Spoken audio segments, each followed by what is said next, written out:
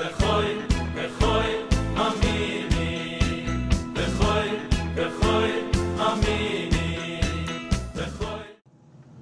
Aleichem and welcome to Online Smicha. Today we'll discuss a halacha in this week's Parsha, Parshat Eikev. This is one of the exceptions to the rule where we typically do not find that the Torah tells us, commands us mitzvahs and tell us the matan schara, the reward you get for fulfilling the mitzvah.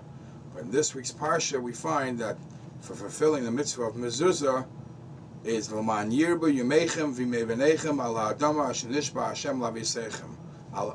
That the Eibishter promises that you will have arichus yomim, and therefore the Gemara says in Kedushin, this is one of the proofs that women are also obligated in this mitzvah if she owns a home, being that arichus yomim, this type of schar, is something that even women would like as a schar.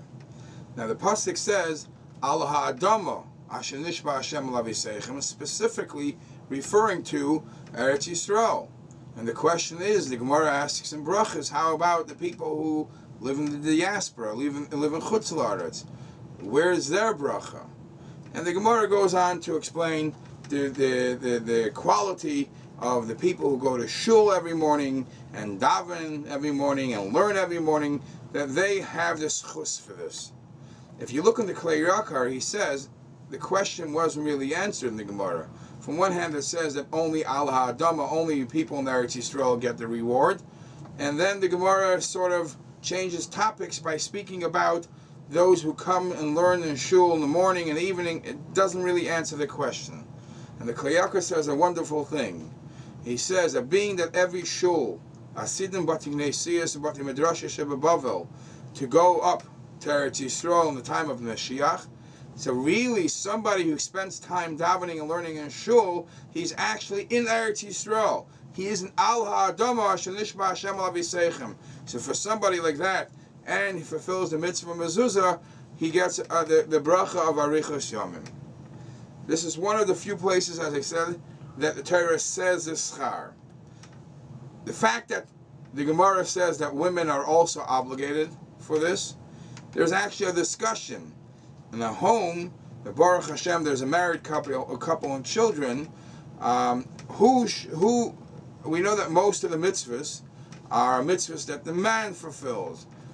The exception is in their Shabbos Kodesh, because of their special connection to the story of Chava, that the women are asked to fulfill the mitzvah of Neshek, which really the men are also obligated. However, is it allowed for a woman to put up the mezuzah as the shliach, the shlucha, the representative from the home? This is actually a shaila discussed by Arichus in the tshuva from Moshe Stern, the Debetziner Rav, and he actually says that preferably a woman should not do it. Preferably the husband of the house should put up the mezuzah, and he's mayrich, and he connects it somehow to the concept of tefillin, that just like by tefillin it says that only someone who's obligated in the fulfilling of the mitzvah, only someone who actually is able to write the tefillin should write it. Somebody who's able to put on the tefillin should write it. A woman who doesn't put on tefillin shouldn't be able to write the tefillin.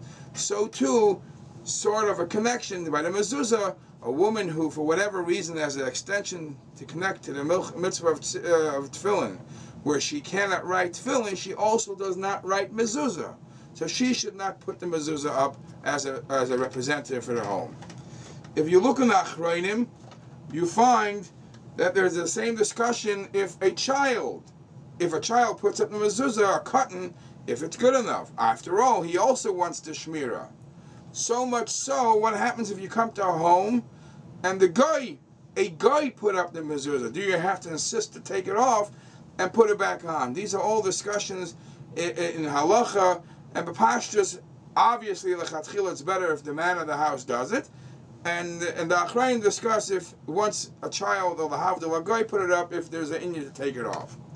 This whole inyan of mezuzah is specifically connected to this month.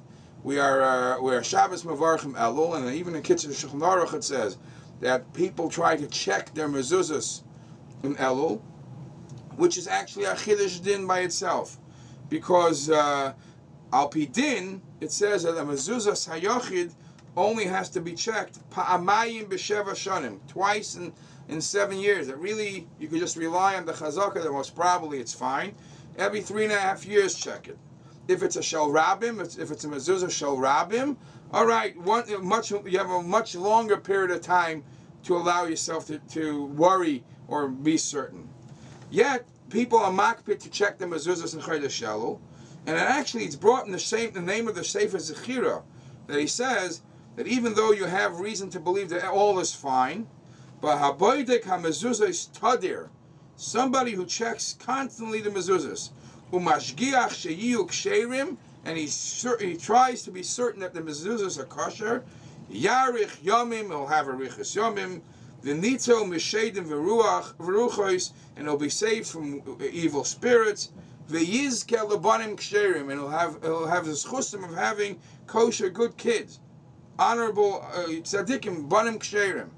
So this is something that we learned from the Rebbe. Many letters that we know that the Rebbe, when somebody wrote to the Rebbe a shaila, or a request, the Rebbe would many times tell a person to check the mezuzahs, check the tefillin, because the segula of the shemira and whatever the mezuzah symbolizes is very important for the Jewish home. Now the halachas of mezuzah are not big, but there are so many beautiful details in the halacha of the mezuzah, and I just elaborate some nekudas. For example, we know that the mezuzah is chayva sadar. The person who lives there is obligated to put up the mezuzah, not necessarily the owner of the home. If somebody rents out his house, the person living there has to put the mezuzah up. So the question which is discussed in the Achrayim is, what happens a bacher in a dormitory? A bacher in a dormitory, he pays tuition, he pays room and board. So who is really obligated to put up the mezuzah? Is the owner, the yeshiva, the hanholas yeshiva, or the bacher, being that he's the renter, he paid his room and board?